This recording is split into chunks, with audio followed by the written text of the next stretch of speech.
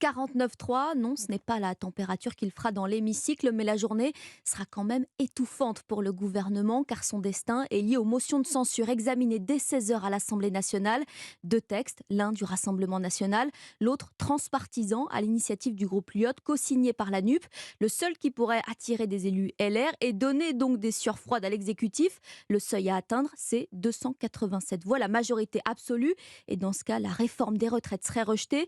En tout cas, Alexandre Chauveau, la droite a les cartes en main. Oui, car même si ceux qui voteront l'une des deux motions sont minoritaires dans le groupe, ils seraient tout de même entre 10 et 15 à vouloir tenter de renverser le gouvernement. Olivier Marleix appelle pourtant ses députés à la responsabilité et à l'esprit d'équipe ce matin dans Le Figaro.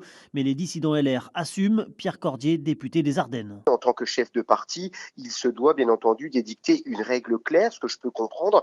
Il n'en demeure pas moins que les députés ont des comptes à rendre à leurs électeurs et pas à un parti politique. Moi, je suis un représentant du peuple, je me dois de voter. Et là, ce sera l'occasion de voter sur ce texte. Et parmi les votants, on retrouve logiquement beaucoup d'opposants à la réforme, Fabien Di Filippo, Maxime Minot ou Yann Bocard. Mais tous les adversaires du texte ne voteront pas pour autant la motion, à l'image de Pierre-Henri Dumont, député du Pas-de-Calais. La liberté de vote, de choix est consubstantielle à chaque député. Moi, une motion de censure qui serait signée par des membres du RN ou des membres de la France Insoumise, ce sera sans moi. Et selon les différents calculs, il faudrait 30 voix des Républicains pour que la motion obtienne une majorité. Un chiffre qui, sauf surprise, ne sera pas atteint cet après-midi dans l'hémicycle. Alexandre Chauveau.